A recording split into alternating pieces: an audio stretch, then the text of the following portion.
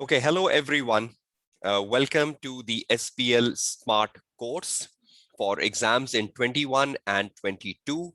I am Kashif Kamran, your tutor for this SBL Smart course.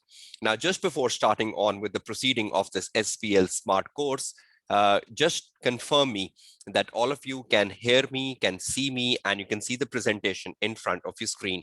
So we can start rolling the session for SBL Smart course. Okay, that's wonderful. So if everything is working fine, let's start the proceeding for this SBL Smart course, and let's exactly define what is the literal meaning of the word smart course here, because all of you have enrolled for the smart course, but it's very important that you technically understand what is the definition of a smart course here and how will this smart course enable you to be successful in your upcoming SBL exams. So let's start on with the proceeding of this smart course. Now, my profile first is important to introduce myself as the tutor. I am Kashif Kamran, and in terms of my qualification, I am a fellow chartered certified accountant. I do have a certificate in international auditing, and I am a CA finalist from ICAP. It's been like 14 plus years since I am teaching this ACCA qualification, and my core specialization lies in the AA paper, the AAA paper, and even the SBL paper. I'm also a registered mentor for Oxford Brookes University, and my pass rates in all the SBL exam settings so far have been above the global averages. In terms of my affiliations as a tutor, I head my own online setup, which is the Online Lecturers Academy. I'm also associated with Tabani School of Accountancy, which is a platinum approved learning provider of ACCA in Karachi, Pakistan. And I'm also associated with PAC, a gold approved learning provider of ACCA in Lahore, Pakistan. Now, with that introduction, let's now introduce you to the SBL Smart course. In terms of my social media presence, where you can follow me and you can be connected with me over the next few months of this course, I am actively present on Facebook. There is a dedicated Facebook page of SBL, which is SBL by KK. You can see the very first link of Facebook in front of your screen. You can like that page, you can follow that page so that you're updated about anything which is happening in SBL, so you get all updates at one point in time. I also have my own Facebook page, which is kashifkamran.kk. You can follow me on Instagram, on LinkedIn. There is my YouTube channel. I would prefer that you all like my YouTube channel because there are loads and loads of videos I keep putting up, not just for SBL, also for AA and AAA. You can email me any of your queries, problems, issues at kashifkamran@gmail.com, and you can be in connection with me on my WhatsApp number given. So that's my social media presence, which will help you connect with the tutor. Now, let's start with the SBL, which is the agenda. This is an SBL Smart course, and in the next 1 hour, I will be guiding you about what exactly is an SBL Smart course and what is basically the objective behind forming this Smart course. This is a 40-hour Smart course, right? This is not a full course. So all of you who have taken admission into this Smart course, you need to realize one thing: this is just 40 hours. Now, 40 hours doesn't mean this is a full course. The 40 hours does mean this is a course which will give you the right track, which will give you the right direction, which will give you the right hope to pass your SBL exam. This 40 hours will be all based upon practice, techniques, tips, marking scheme, examiner expectations, do's and don'ts, and going over some key syllabus areas, scattered syllabus areas. So after 40 hours, you will have the right direction. You will have the right path to follow. And this is an ideal course for students who are taking SBL on a self-study mode.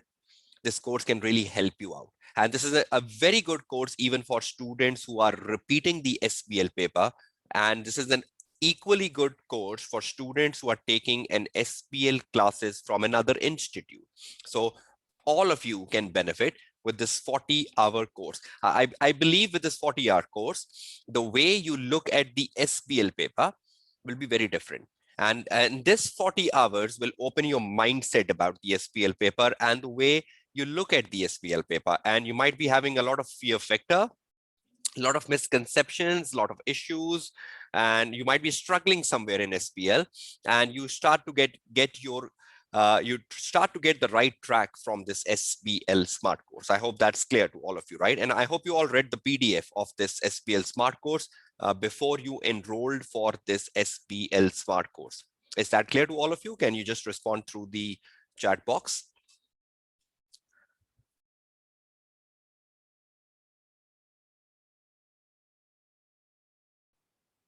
Okay, thank you. Now moving on and taking a deep look inside the SBL paper. You are preparing yourself for SBL, right? And you should have a very good idea about the SBL paper and the do's and don'ts. And you should have a holistic view of the SBL paper, which is very, very important, because more you know your paper and you have a better perception of your paper and a better idea of your paper, you will be able to perform very well in your SBL exams. So let's go deep inside the SBL paper and let's look at what exactly this SBL paper is all about and how the Smart course will sync with this paper. Okay, the knowledge inputs for SBL, right? Because SBL is a strategic level paper and it comes right after your skill level papers. So in terms of the knowledge inputs, you need the knowledge coming from your F1 paper, your F4 paper, your F5 paper, your F7 paper, your F8 paper, and your F9 paper. Now, you have a carry forward knowledge. There are lots of topics, there are lots of knowledge areas in SBL which you must have studied in these 6 papers. So you will not be at a 0 level when you're taking on SBL, because SBL is coming ahead of these papers. So when you come from these papers to SBL, you have an idea about lots of things you have studied on a scattered basis in F1, F4, F5, F7, F8, and even F9. And once I give you the syllabus, you will be able to recall that lots of syllabus areas you must have discussed and studied in your previous papers. So in terms of knowledge, you're not at a 0 level, you are above a 0 level. It's just about how you take this knowledge and you put this knowledge into your SBL paper in terms of a higher maturity level. That's very, very important, right?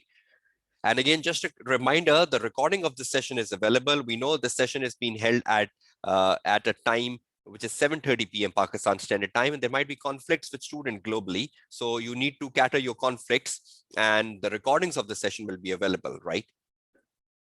Okay, the syllabus versus the Smart course. Now, when you look at the syllabus of SBL and you look at the Smart course, where exactly is the Smart course helping you in the syllabus, right? When I look at the syllabus is divided into 8 areas. Syllabus area A, B, C, D. Syllabus area E, F, G, H.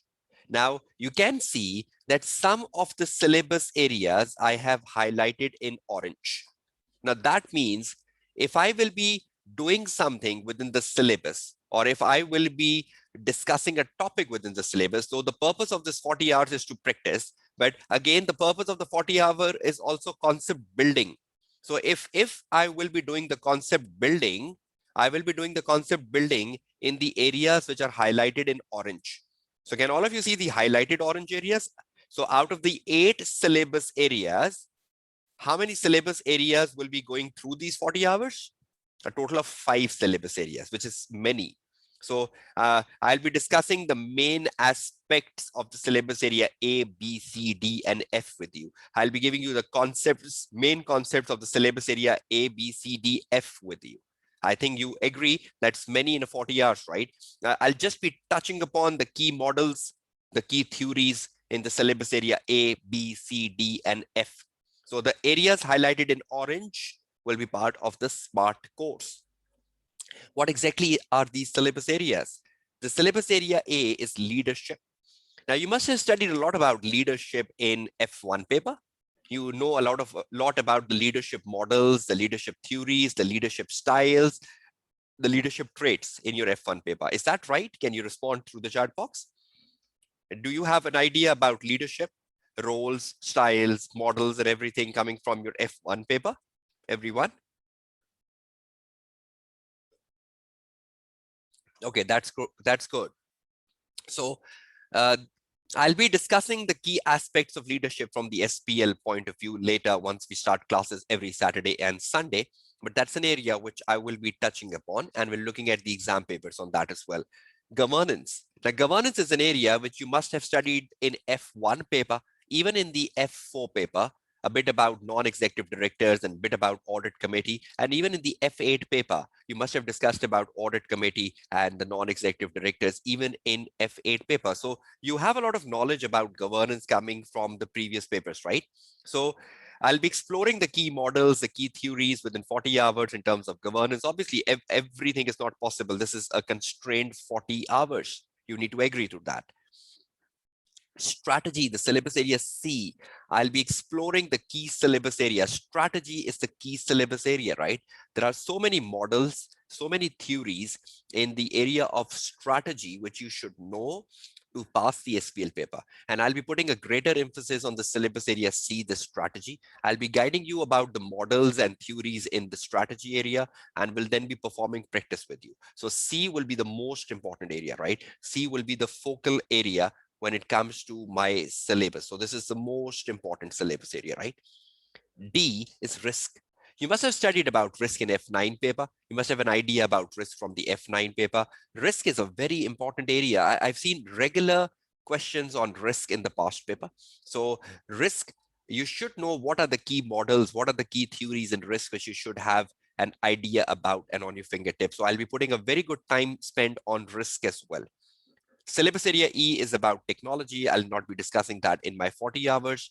Syllabus area F, organizational controls and audit. You must have studied that in the F8 paper, organizational control and audit, and I'll be putting a focus on that. What are key areas you should know in organizational control and audit from the aspect of the SBL, right?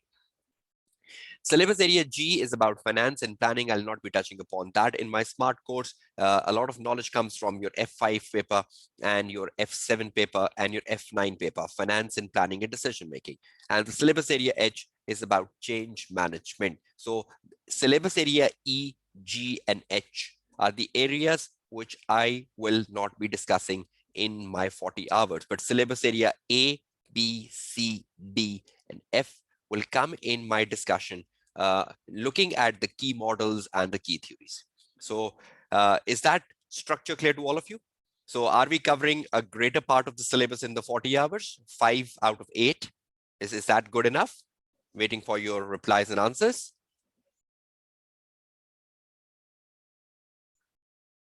Okay, that's great. Now,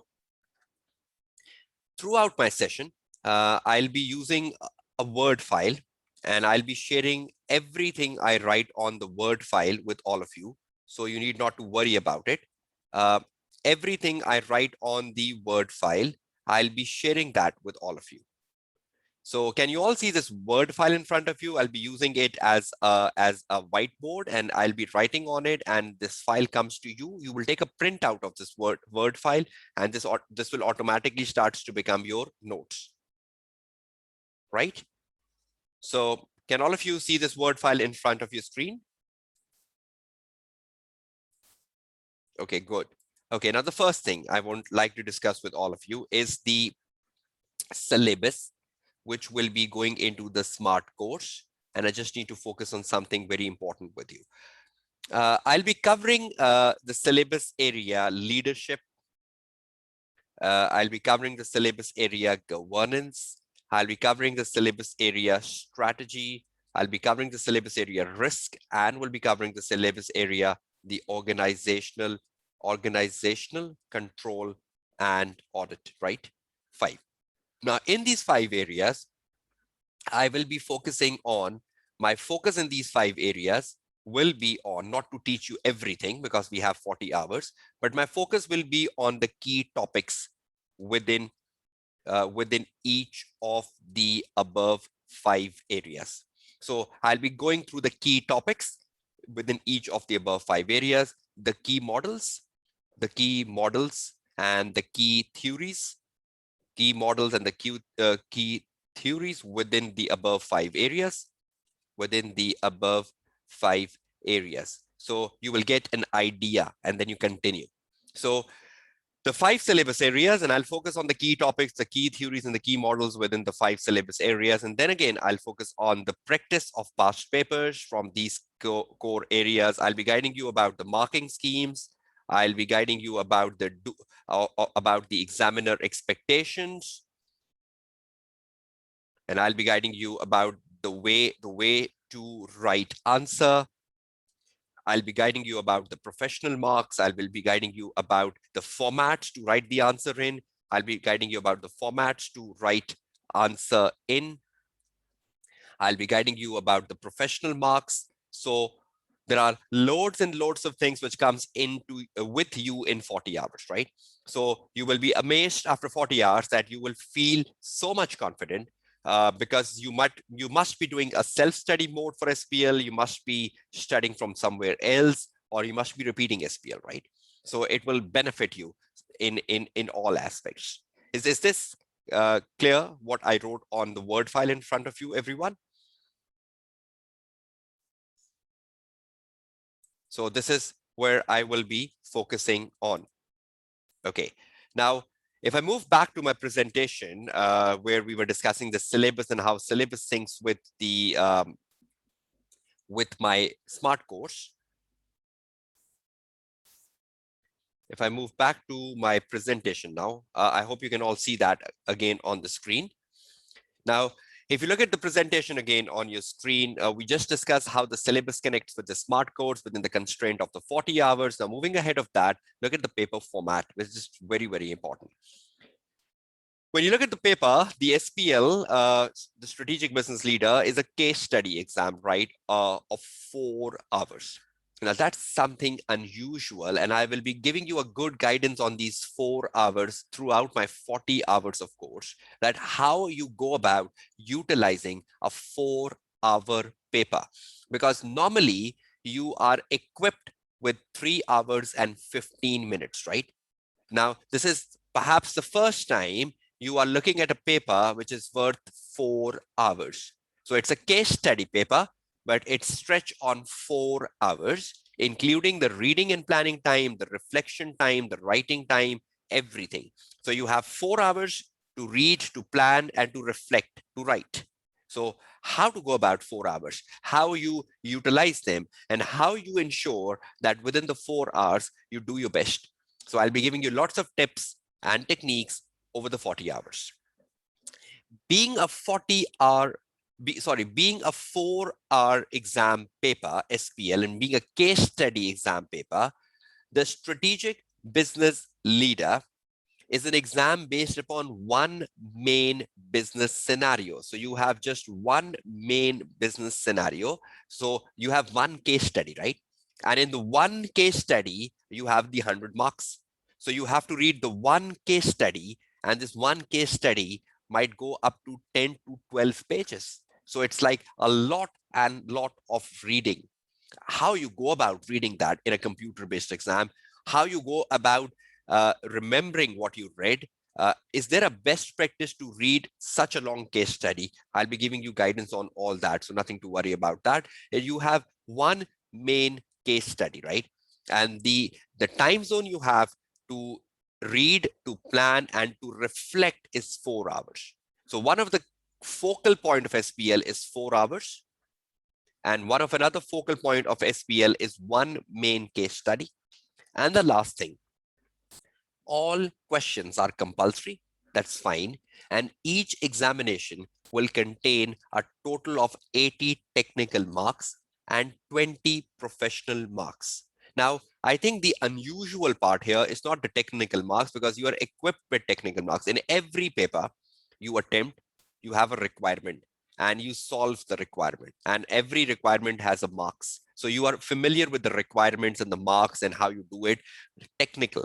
So technical is nothing unusual here. The unusual part here is this, the 20 professional marks.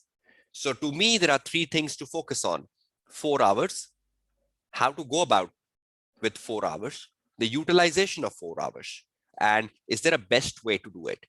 One case study, approximately 10 pages or 12 pages of reading in a computer-based environment, how to go about it, and what are 20 professional marks and how to gain them. Is there a methodology of gaining most of the 20 professional marks? Because what I have seen in the last 2.5 years of my association since SPL paper has started in, the most fearful area for students is the professional marks, and they have misunderstanding about it. They have no clarity about professional marks, and they struggle with professional marks. You cannot just pass the SPL paper ignoring 20 marks. You cannot say, okay, I'll get 50 out of 80. No, you will never get it. We are not very good in writing a good answer. So you cannot say, okay, leave aside 20, let's aim for 50 out of 80. No, you have to score 50 out of 100 as your first benchmark. And to excel and to be a place winner and to score like 70, 74, 76 marks in SPL paper, you need to ensure that the professional marks are well understood and the professional marks contribute to your success. So I'll be guiding you over the 40 hours what exactly professional marks are and what is the literal breakup of the 20 professional marks, right?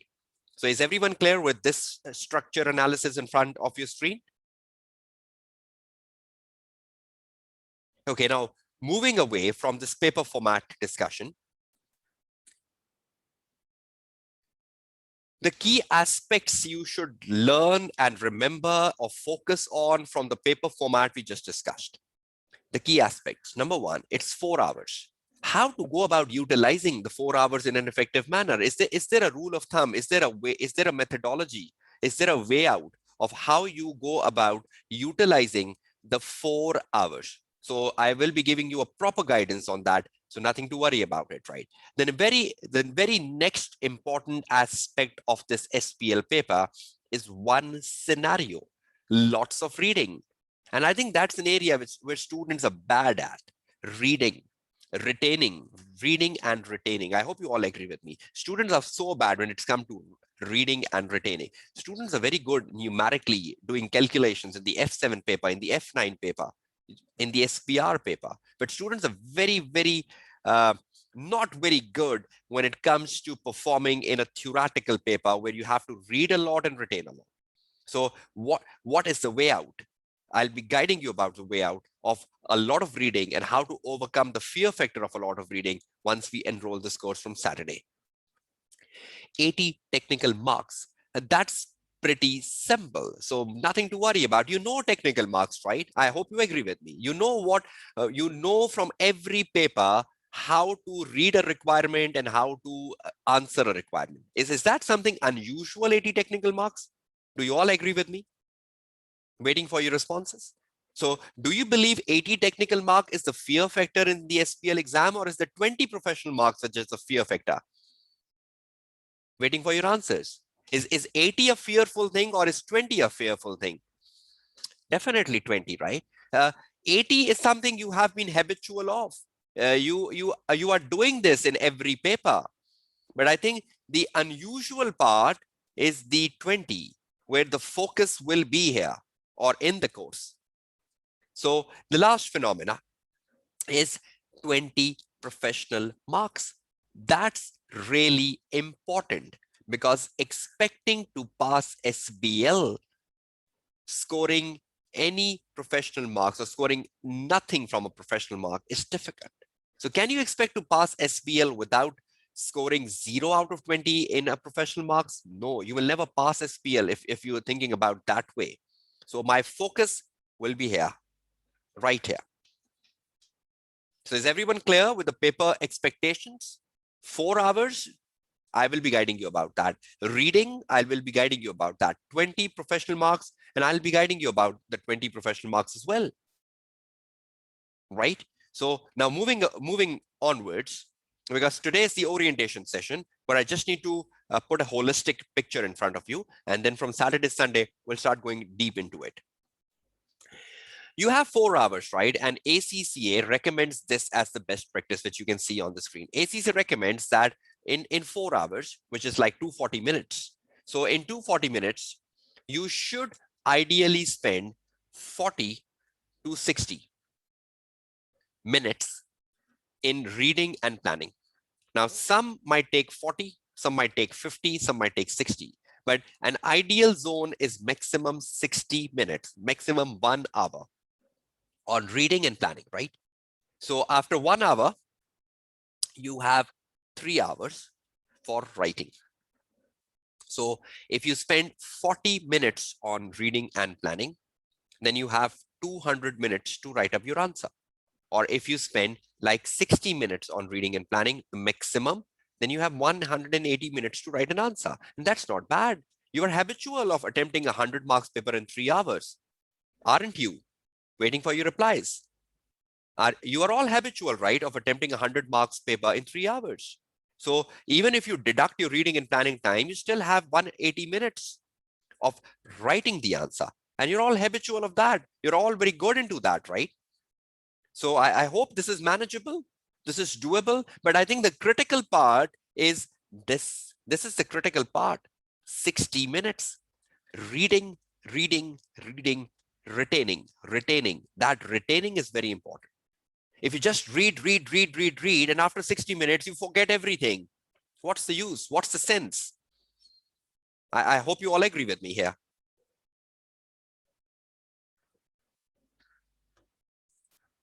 So it's very, very important that when you are reading, as a tutor, I need to guide you the mechanism of reading. I need to guide you the methodology of reading. I need to tell you the way you read and retain.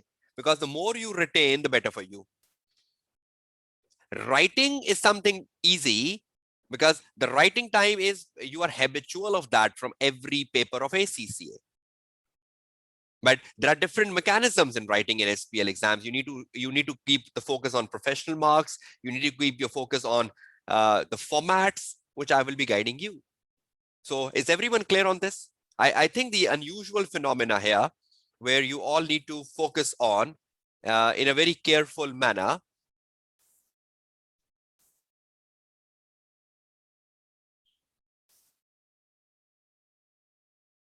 Just let me share the screen with you. Okay.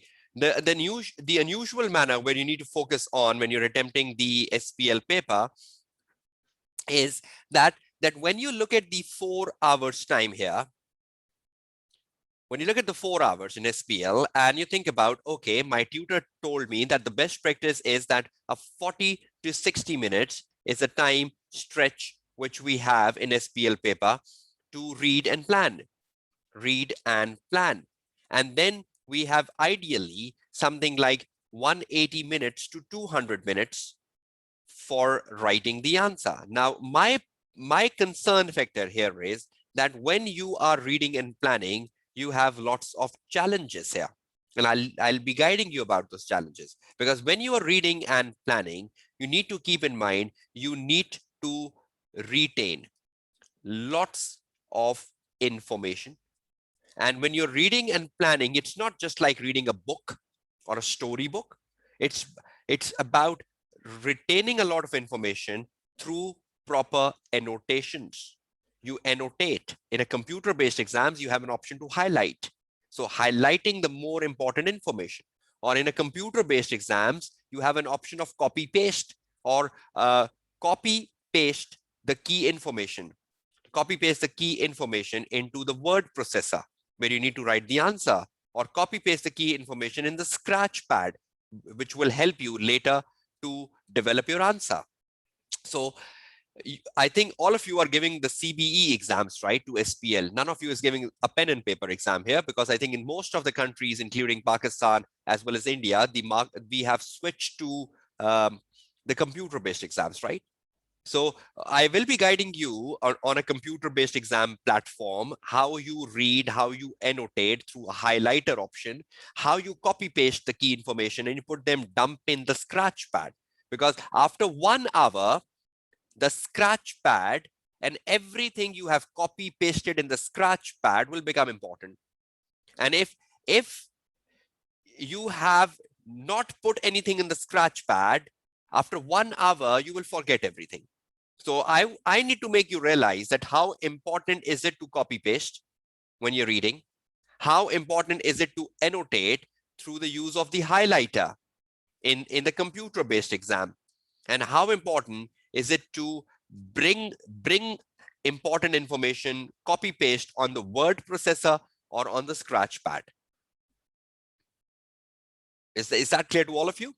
This is just a trailer of things to come in the 40 hours course, right? So challenges, be prepared for it. Now, when you come down with writing, in writing, there are numerous challenges other than the other, different from the other papers. One of the challenge when you're writing is the professional marks, not the technical marks.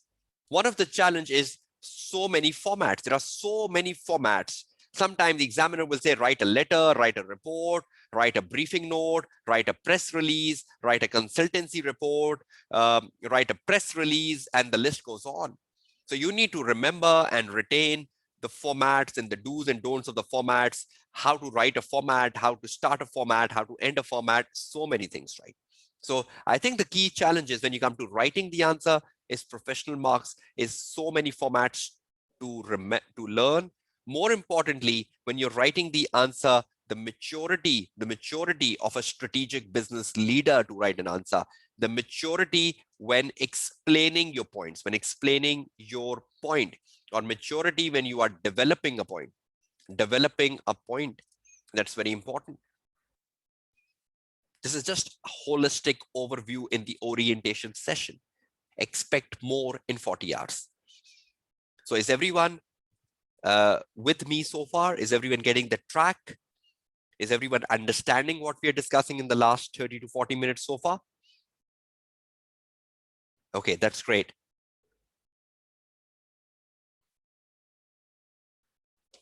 Okay, now moving back to where we were on the presentation. Okay, can all of you see the presentation now in front of your screen from where we went to the Word file? So this is time management, right? And these are best practices for time management, which ACCA recommends you.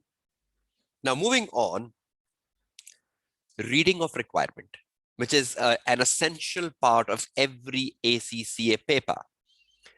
When you're reading a requirement, it is very, very important in the SBL exam that when you are reading the requirement, every requirement will tell you, write something, write a letter, write a report, write a section of a report, write a press release, write a memo, write a briefing note, write a briefing paper, prepare a presentation to be delivered to someone. So the very first thing when you're reading a requirement, you should pick up the format.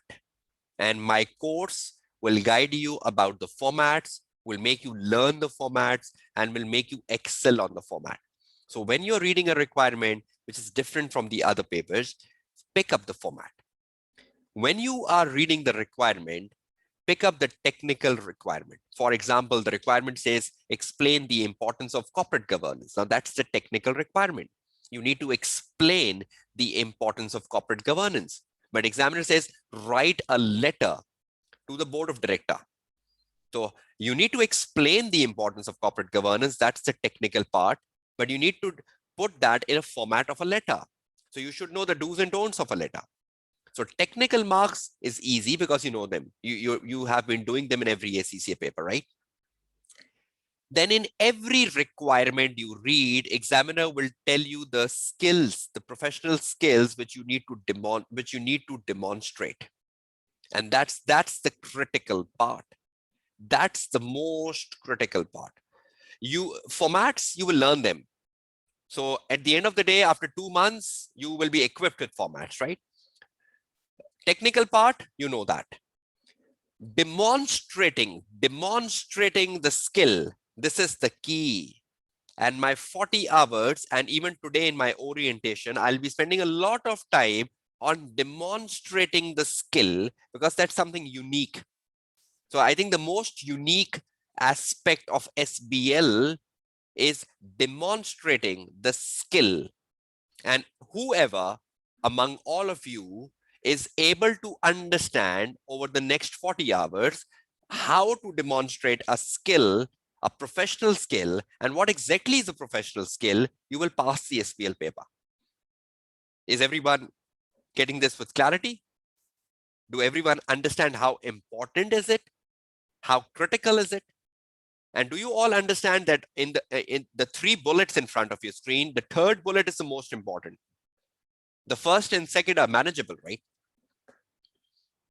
The third one, demonstrating the skill, is the most important aspect. So let's move on. And I'll be spending a lot of time in my 40 hours in developing all of you in terms of being good when it comes to demonstrating professional skills. Next, 80 technical marks. That's not difficult, right? We've already discussed that. You're all good on technical marks. Explain the importance of corporate governance, explain the advantages of something, and you know that. Do this, do that. So every time the examiner says, do this, do that, explain this, explain that. And you know, okay, because you have studied the subject matter, so you're able to perform on it. But the difficult part is the professional skills to be demonstrated. So in terms of the 80 technical marks, the marking scheme includes 80 technical marks for the correct use and application of the technical knowledge. For every element of technical content, answer needed to be applied to the case. Whenever you are relating the technical content, the best part is apply the case study. You cannot just have a rote learn knowledge of technical aspects from the BPP book and the Kaplan book, and you start applying that. You need to link the technical knowledge with the case study.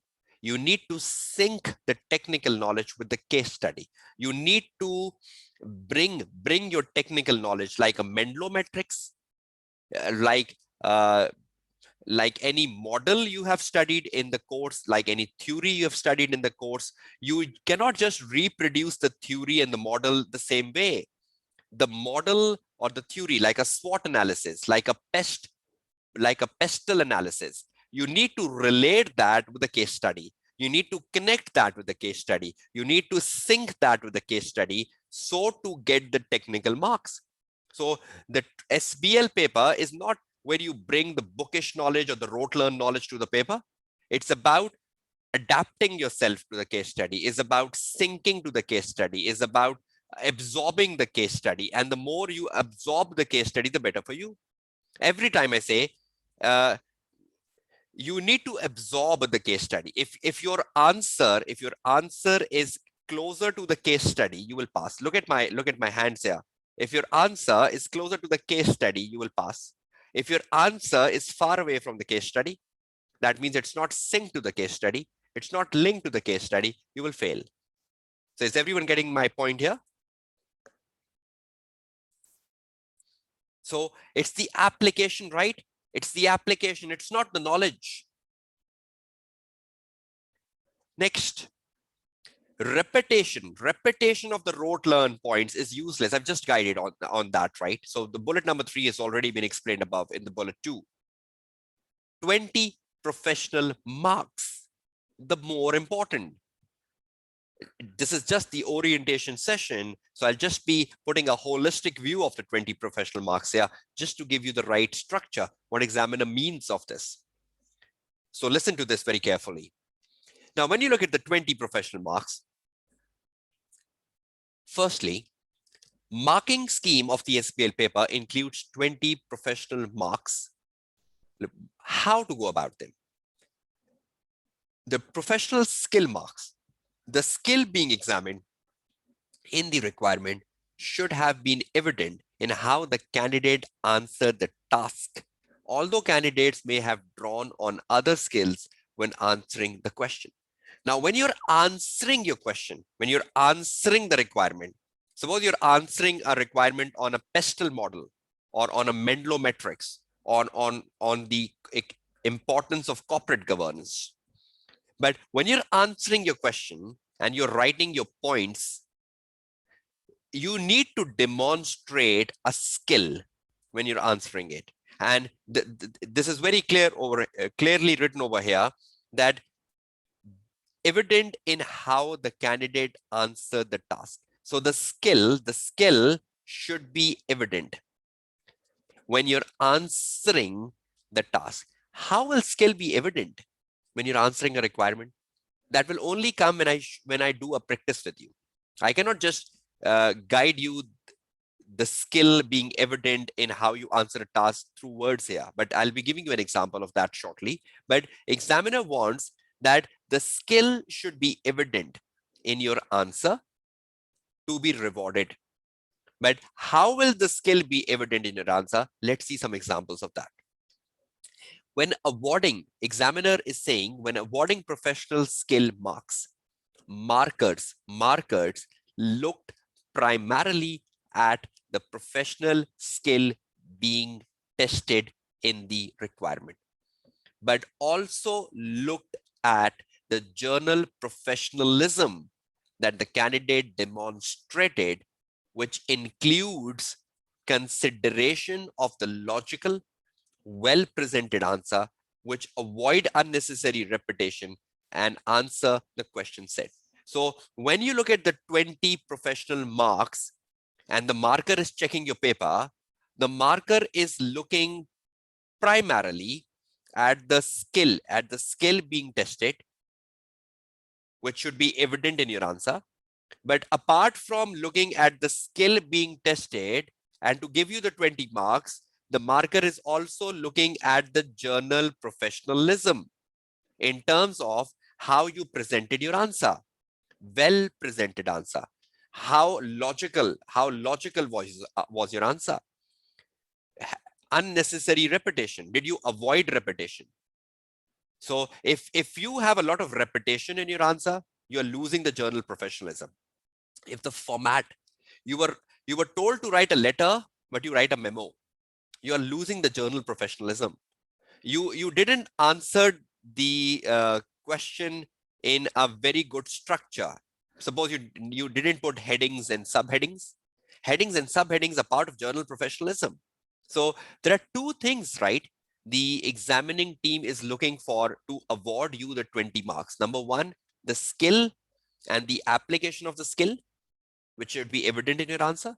And number two, the journal professionalism. So let me take on my word file again now, because this is a very important discussion, and I'll be looking forward to your feedback here through the chat box once I complete this discussion.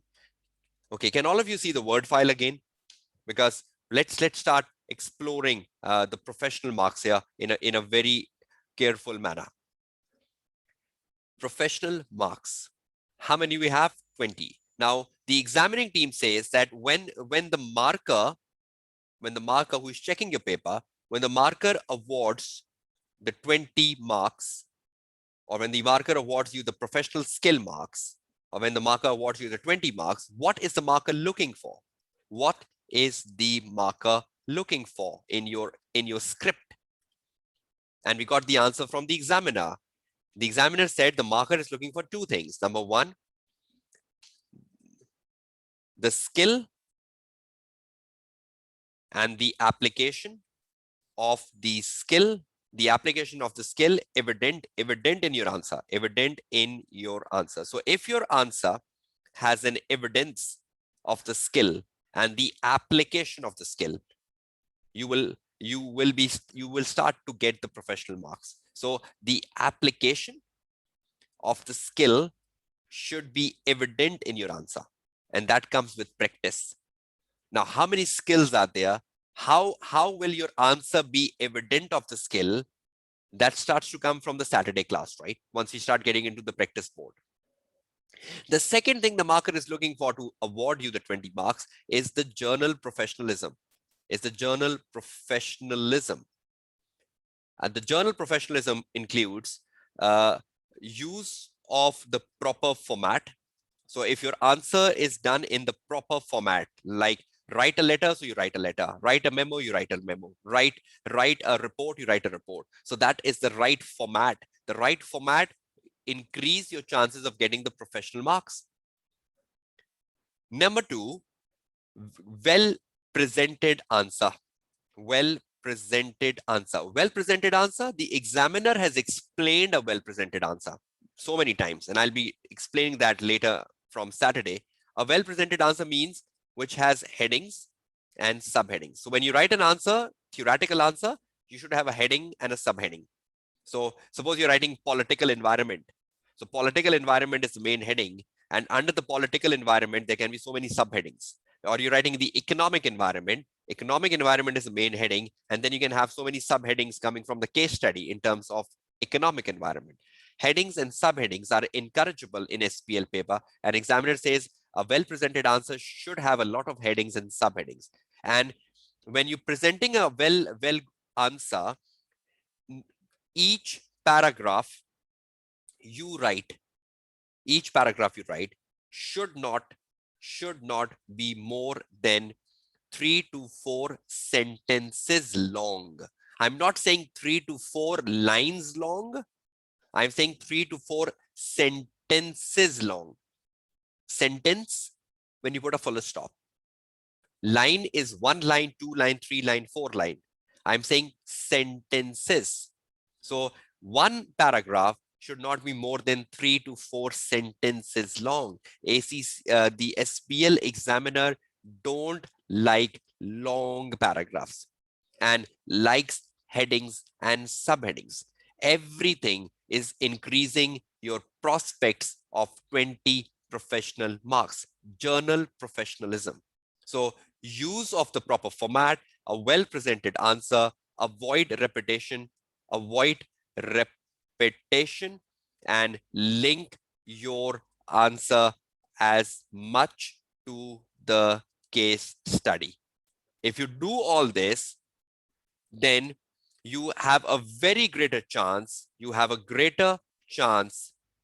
to score most of the 20 professional marks, and that will also increase your prospects, not just getting 50 in SPL, but like 70, 75 in SPL, because a lot of time the students lose professional marks. This is just one analysis today. Is that the end of professional marks? No, this is just a boundary of professional marks. How you apply a skill, that's a big story. How you give evidence of a skill in your answer, that's a big story. Headings, subheadings, the formats, each paragraph should not be more than 3 to 4 sentences long. But can you look at the checklist in front of your screen, everyone? Can you look at this checklist, which if applied, increase your prospects of getting the 20 professional marks? Is everyone getting this with clarity? Waiting for your answers in the chat box.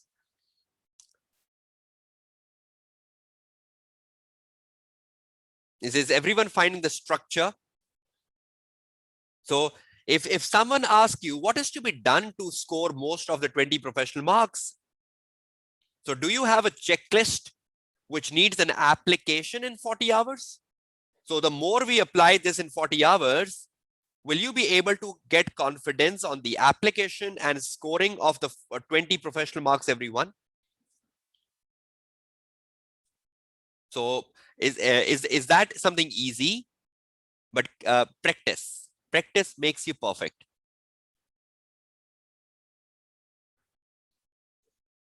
Now remember one thing, skill, the first one, yellow. Now when you look at the skill, how many skills are there in the SPL paper? 5 skills. Commercial acumen. So examiner will ask you a skill in a requirement, and you need to give an evidence of that skill when you're answering a question. How do you go about it? I will be guiding you that in the practice phase. Commercial acumen is one skill. Communication is another skill. Analysis is another skill. Skepticism is another skill. And evaluation is another skill. 5 skills. So at times the examiner will say demonstrate evaluation. At times the examiner will say demonstrate skepticism. So these skills have to be demonstrated. You're not writing the meaning of these skills in the exam, right? You need to demonstrate. And how you demonstrate? It should be evident. It should be evident in your answer. It should be evident. The skill should be evident in your answer. Look at this. The skill should be evident in your answer. So that's very, very important, right? Now, I will be guiding you in 40 hours about the demonstration of them. And I'll be giving you such good technique, such an easy technique of how you go about demonstrating them. And you will be amazed that this was so easy. If some of you is repeating SBL and is part of my SMART course, you will able to realize that this was so easy, and I lost my last SBL attempt. I failed in my last SBL attempt. And if any one of you is giving SBL for the first time, you will say, oh, this is so easy. Let's plan for 70 marks. Let's plan for 74 marks in the SBL exams. So is everyone clear?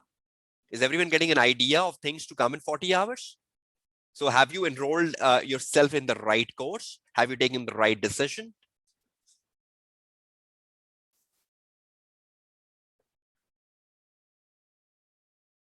Right? So these are things, these are trailers of things to come in the 40 hours, right? Okay, now moving back towards the presentation where we were. Okay, back to the presentation. So professional marks, what is the marker looking for to give you most of the 20 professional marks? And I normally tell my student, aim for at least 15 out of the 20 marks. At least 15 out of the 20 marks. Aim for that. If you aim for getting 15 out of 20 professional marks, your journey towards 50 becomes easier. Okay, moving on. Markers are also looking for answers presented in an appropriate tone for the recipient. Appropriate tone is a skill. So the skill should be evident in your answer is the appropriate tone, right? So appropriate tone means the skill. So the skill should be evident is the appropriate tone, right? So I'll be guiding you about that coming into the practice phase. So I hope you're clear with the breakdown, right? Further on 20 professional marks. Put the answer in the right format asked for. I just guided you on that. That's part of the journal professionalism. Head your answer. I was very clear on that, headings and subheadings, because that increase your journal professionalism and to score good. Avoid long paragraphs. That's part of the journal professionalism. And put the answer in the right tone. That is the skill. So you need to demonstrate the skill, the 5 skills being asked for. So writing, putting the right skill in focus, avoiding long paragraphs, putting the answer in the right format, and heading the answer. Is that easy? I think the practice you need is on the last one, right? The practice you need is on the last one. Demonstrating the tone, demonstrating the skill, putting the evidence of the skill in your answer. Right format is easy. Avoiding long paragraphs is easy. Putting the headings is easy. So I think you can take a lot of journal professionalism in the paper. You can gain a lot of journal professionalism marks in the paper, right? All of you. True, false? You can all gain very good on journal professionalism because that's easy. But I think the last bullet is which needs practice, a lot of practice, right? Is that clear to everyone? Okay, moving onwards from the 20 professional marks. Examiner feedback on the 20 professional marks is very, very important from the recent paper.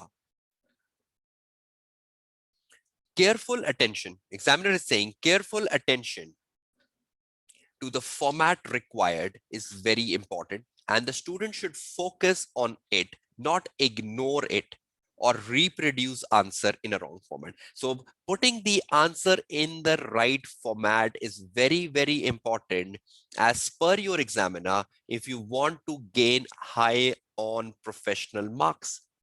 Is that clear? Number one to all of you? Be on the chat box, everyone. Is that clear to everyone?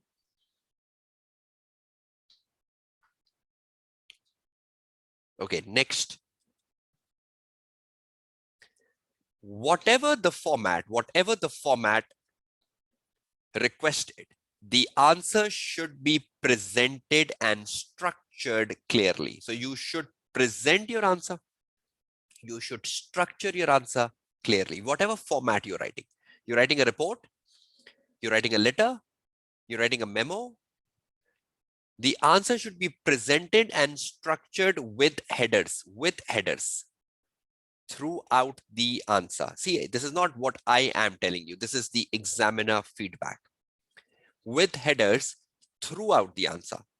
Avoid over long paragraph. Maximum length of a paragraph shouldn't be more than 3 to 4 sentences, and even avoid repetitive information. Look at this bullet number 2. Stick to it. Put headings, well-structured answer, well-presented answer, avoid long paragraphs, and avoid repetition of information. Is that increasing your chances of scoring good on 20 professional marks, everyone?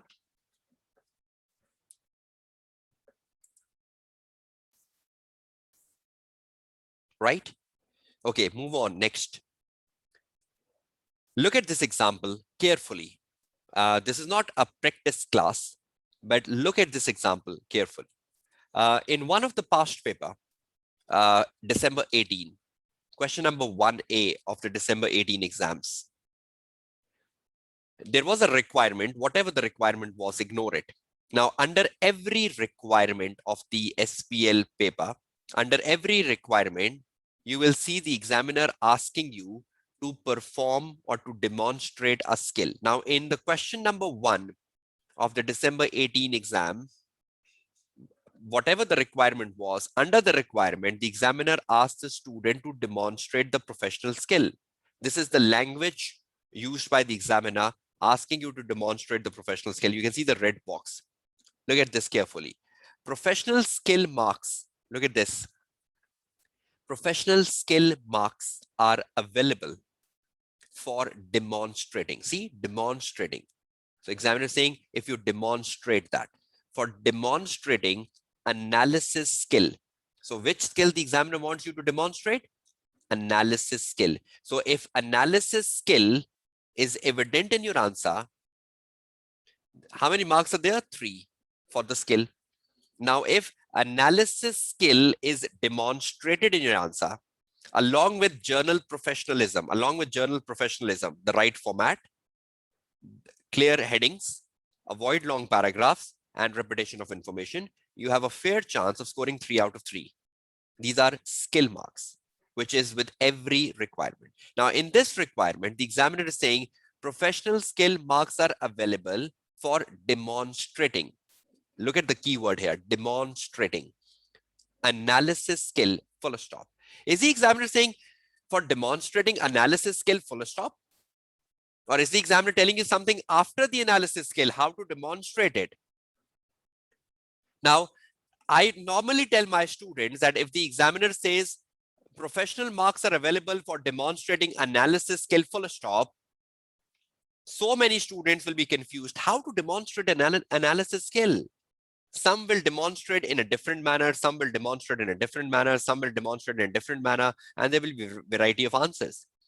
But examiner always give you a hint, which I say prompt. Examiner always give you a prompt how to do it. See, what is the examiner telling you?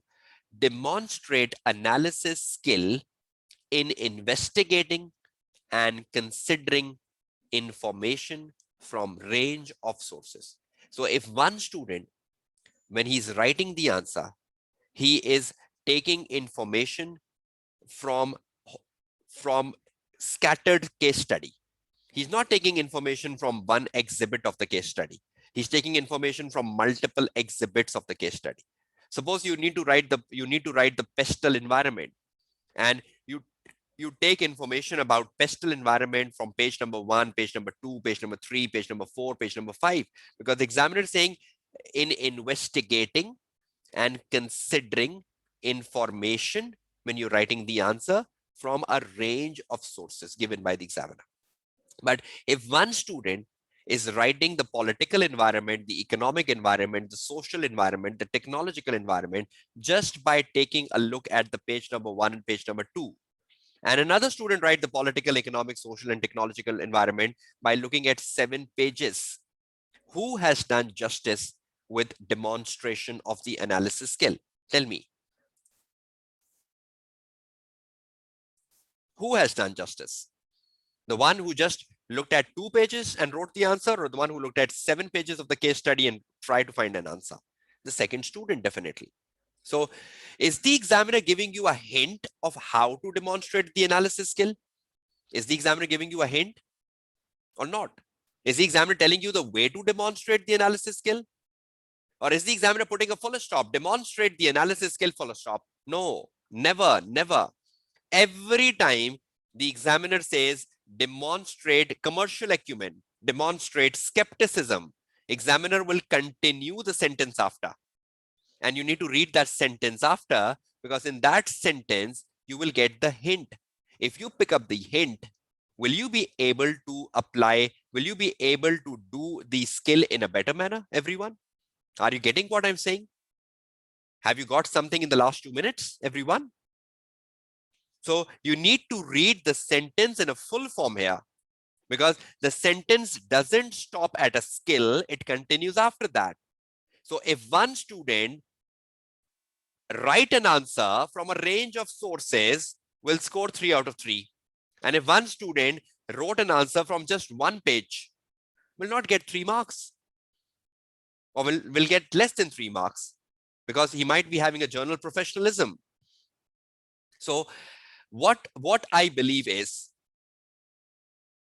look at my number 1 here. Sorry, look at my number 1 here. It says the skill to be demonstrated is analysis. You need to demonstrate the analysis skill, but how? Look at my number 2. The number 2 say by investigating and considering range of information. So how would you apply the analysis skill? By considering information from range of sources. So is the examiner giving you the way to apply analysis? Or should you learn the meaning of analysis and go to exam hall? No, that's not the way of skills. I've seen a lot of students who learn the meaning of skills. What's the use? Examiner is telling you how to apply the analysis skill, rather than going to a Google and saying, what is the meaning of analysis? Useless. Is everyone finding this fine, effective, realistic, good enough? That you have to read the sentence in full. And the last, read the sentence after the skill. Look at this. Read the sentence after the skill completely to understand how to demonstrate. And this is what I refer as a hint, as a prompt. So every time the examiner will give you a prompt, every time the examiner will give you a hint, and you pick up the hint and you're able to demonstrate the skill. Is that clear to everyone? Let me take on my Word file here. And then I take a Q&A session with you. Now, every time you look at the skill in a requirement, every time you look at a skill in a requirement, which is a very regular feature of the SBL exam. So every requirement have a skill. So when you look at a skill in a requirement, the examiner will say every time this professional skill marks, this is how examiner starts every time. Professional skill marks are available for demonstrating the analysis skill, full stop. If that would have been the case, then even I would have been puzzled as a tutor how to demonstrate analysis skill. And in that point, I should know the meaning of analysis. I should have learned the meaning of analysis. That analysis means what? Now, examiner is not putting a full stop after analysis skill, right? So we need to demonstrate the analysis skill. How? After the analysis skill, the examiner says, demonstrate the analysis skill in investigating information from range of sources. Any student who reads this in exam pressure will find 3 out of 3 marks. So now look at my perspective here. Which student will get 3 marks? Number 1, a student who has written an answer for this requirement from range of sources, right? Number 1. a student, and automatically when you write an answer from range of sources, is that an evidence? Is that an evidence that you demonstrated the analysis skill? Evidence of demonstrating analysis skill. So is the examiner telling us how to demonstrate the analysis skill, and have we demonstrated in that way, everyone? So is that what the examiner was looking for? Evidence of demonstrating the analysis skill. So when you write an answer from a range of sources, you have already given the evidence. Then you had the journal professionalism in your answer. You had a journal professionalism in your answer. You used the right format when you were answering. You used headings. You avoid long paragraphs, and you avoid repetitions. So are you increasing your prospects of getting 3 out of 3 for this requirement? Tell me, is that easy? So every time you read a skill in a requirement, read the full sentence, because when you read the full sentence after the skill, you will get the prompt, you will get the hint of how to do it. Is that understood by everyone? Will the examiner tell you how to demonstrate the skill, or is the examiner leaving you blank? Tell me, is the examiner leaving you a blank, or is the examiner giving you a hint how to demonstrate it? Waiting for your answers, everyone. Right? Is the examiner giving you a hint? Are you understanding hint, everyone? Are you understanding what is the literal meaning of the hint here, or the word prompt I'm using? Is that something easier? Is that something easy if you start practicing over the next 40 hours?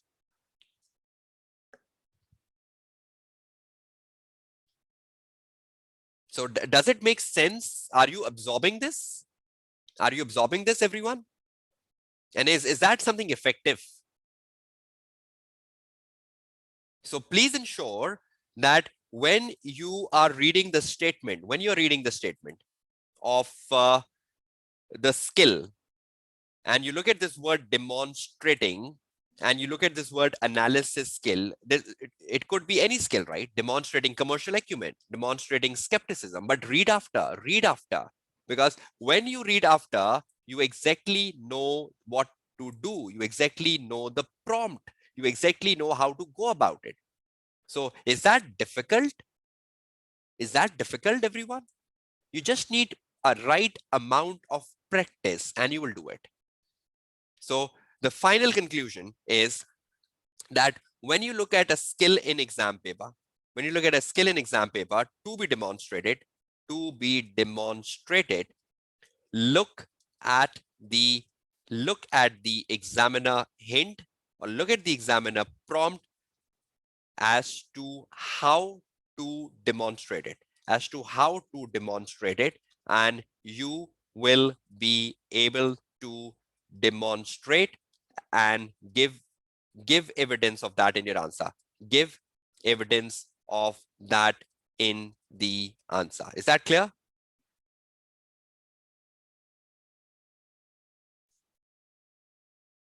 Right? Is that important for all of you? This is for the student note. This is a student note I'm giving to all of you.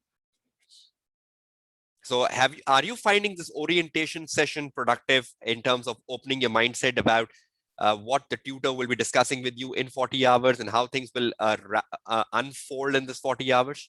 So are you starting to get the right perspective, everyone? That's great.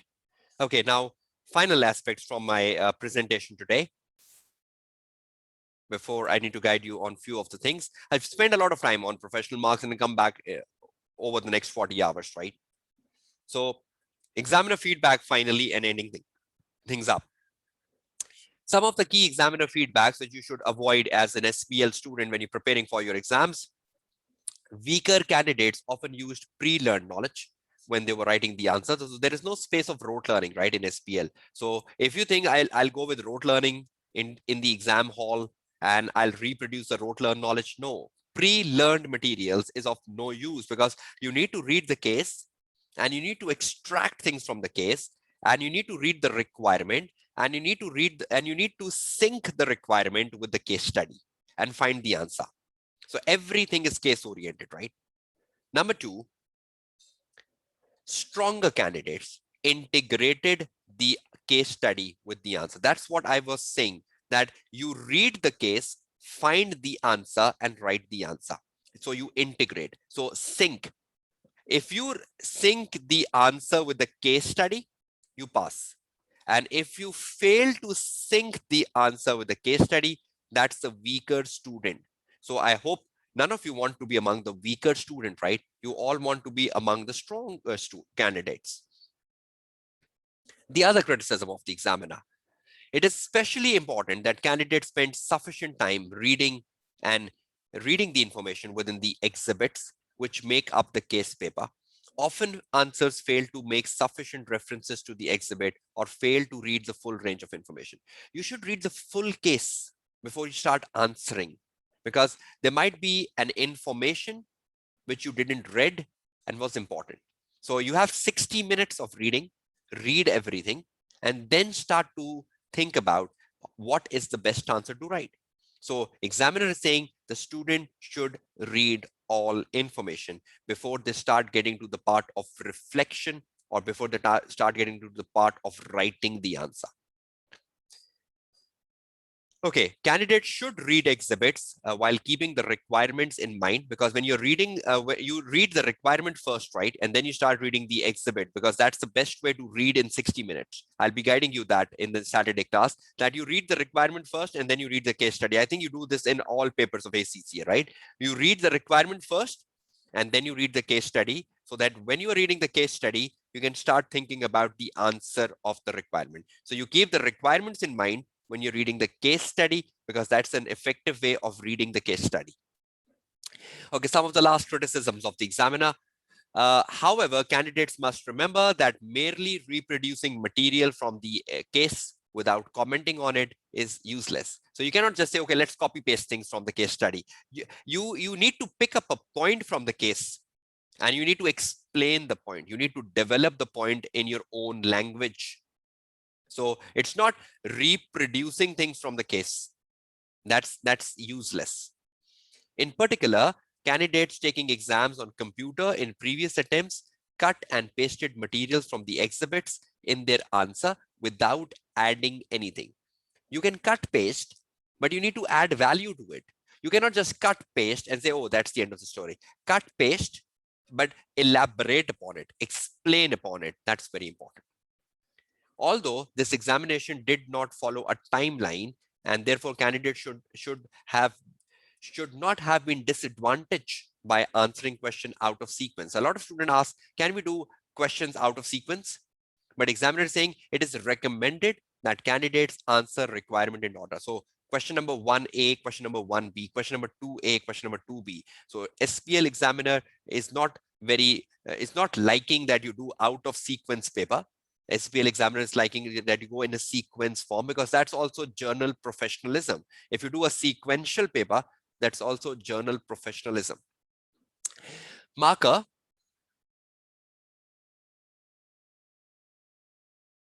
will not give additional marks which are repeated or restated. I've been focusing on that many times in my session today. Candidates must remember that apart from wasting valuable time, this approach have an adverse impact on journal professionalism. So if you repeat points, you're wasting your time, and this is giving an adverse impact on your journal professionalism. So this is some feedback which you should have in mind in the orientation phase. Now, final things. The resources you need for SBL. Past papers, I'll be guiding you on the Google Drive. I shared the Google Drive with you ahead of the class, so I'll be guiding you about how you go about utilizing this Google Drive. Past papers are very essential, and when you attempt the past papers, there are not many past papers, so you have to attempt all of them. I'll be guiding you how many past papers, right? Technical articles are must to read. I'll be guiding you on that shortly. SPL documents published by ACCA, they are on my Google Drive. Every important document published by SPL team, which you should read, is given in my Google Drive, and I'll be guiding on that shortly. Tutor support material, my notes, which I'll keep adding over the 40 hours. My support material will be important. Everything I write on the Word file is important. Take a print out of that. Book depends upon you. Are you a bookish student? Have you passed papers with books and without books? It's totally up to you. I cannot give you a definite answer here because every student is different. You need to be a smart student here. Book, no book. Have you preferred books in past? Have you not preferred books in past? Have you passed without books, with books? So you have to take your own decision here. That's being smart here, right? Smart means taking your decisions carefully with a logical basis of your decision. So resources. Now, I recommend past papers are extremely important. Technical articles, documents published by ACC, and tutor support materials. These are must. Book is your decision. And I'll just be showing you my Google Drive where I've put all of them, and I'll keep putting more over the next 40 hours. So the Google Drive might be a bit empty, but it will keep filling up over the next 40 hours. Smart course outline. Finally, my smart course will cover concept buildings from syllabus area leadership, governance, strategy, risk, and organizational controls. So concept buildings on key models and key theories, how to read a case study, what's the best approach to read a case study. I've given you a glimpse of that today. Even practice. Marking scheme is a very critical part of my course. How to gain most of the 20 professional marks. Even I shed a light on that today. Learning the key formats is a critical part of my course. Developing a point, how you develop a point for getting 2 marks in SBL, how you explain a point in SBL, and presenting the answer. Now, this is all the outline of my SMART course in which you have enrolled in. So that is it, the SMART course. Now, just before leaving my presentation and getting to a Q&A session, I just need to share a couple of things with you. Technical articles first, right? When you go to the SBL website, can you see the technical articles in front of your screen, everyone, on the SBL page on ACC website? Right? Can all of you see that? Okay, the technical articles are arranged in a syllabus order. So you can see the technical articles here, A, B, C, D, E, F, G, H. So you click on A and you get all the articles to read with leadership. Click on B, you get all the articles to read with governance. Click on C, you get all the articles to read with strategy. Click on D, you get all the articles for risk. Articles are must. Articles are must. Book is your choice. Articles are must. You should read all articles for A, B, C, D, E, F, G, H. Articles are must.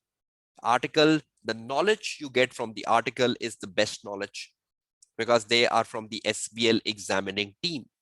So articles are must. Please ensure you download all these articles, topic by topic, syllabus by syllabus, and start reading them over the next 40 hours.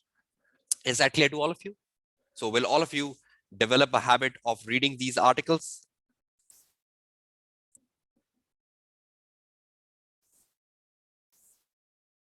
Right, I've sent the hyperlink to all of you, right? You can explore this hyperlink of the articles. Is that clear, everyone?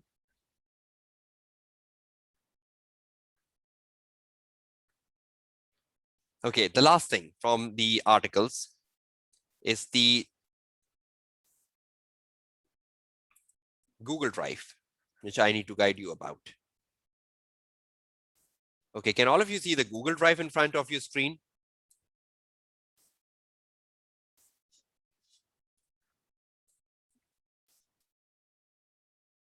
Okay, now in terms of this Google Drive, I have put all the folders and shared this with all of you.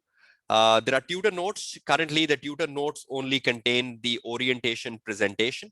But as I start the classes from Saturday and Sunday, the tutor notes will start to fill up. So whichever topic I'll discuss with you, I'll be giving you the tutor notes for that. So you need to keep the tutor note folder will keep updating.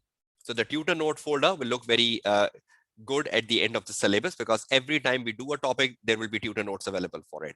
Time management, how to follow time management in SBL. There is a published document from ACCA and you need to read this document. This is the important documents from SBL examining team approaching time management. I've uploaded that on my Google Drive. So how to manage the time, the document is there. Past papers, I put all the past papers here.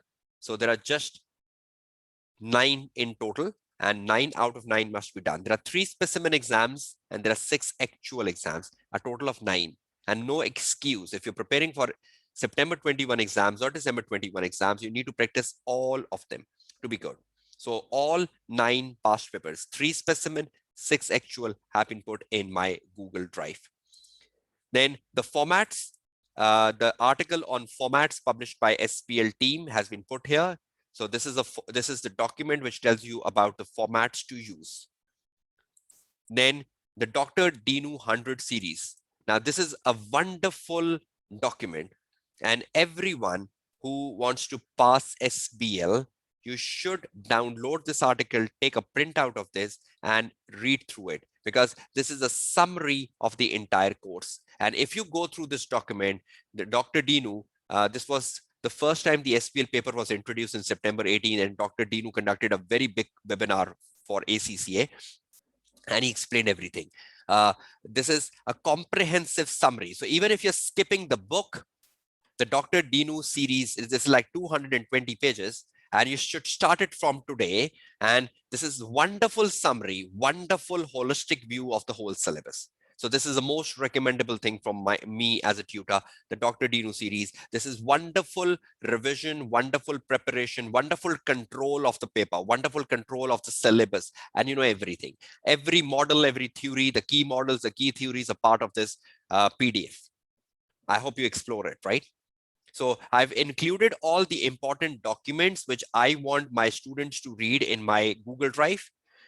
Every important document which will be needed by the SBL student. And finally, 10 things to avoid in SBL paper. This is another document published by ACCA. Among the 10 things, many of the things have been discussed in the orientation today, but still, please ensure you go through this document, 10 things to avoid in the SBL exams. Most of them have gone in my session today. So this is a Google Drive which has been shared.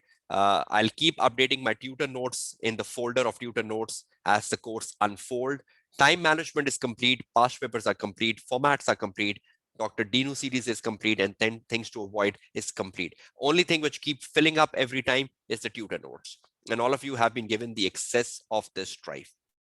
So I hope you all liked this orientation today of the SMART course, and you all liked the session today. You all got clarity about the SMART course and things to unfold every Saturday and Sunday. We have 2 live classes coming each week from 2:30 to 5 p.m. Pakistan Standard Time, and recordings will be available because there are so many time conflicts and the busy schedules of students that at times it's difficult to manage the live classes, right? So is everyone clear, set and settled with the SBL Smart course? Have you got everything you should be knowing about in terms of orientation? Waiting for your responses to wind up the session. Okay, so has it given you a clear structure, a clear mindset, and how it was overall? Has it met your expectation? 40 hours expectation? Don't look at 100 hours and 120 hours. Has it met your expectation? Has it given you the right structure, the right approach, the right methodology, and still 40 hours to unfold, right? Okay, so have you learned something out of the orientation today? Have you got something out of the orientation today in terms of some important things which you will be implementing in your actual exams? So thank you very much for participating in this live orientation of the SBL Smart course. And the live classes starts from Saturday, every Saturday and Sunday, 2:30 to 5 p.m. Pakistan Standard Time. And you get to learn more from this. I'm Kashif Kamran, signing off from this orientation session of SBL Smart course, and more to come. So stay tuned for that. Take good care of yourself. Goodbye and Allah Hafiz.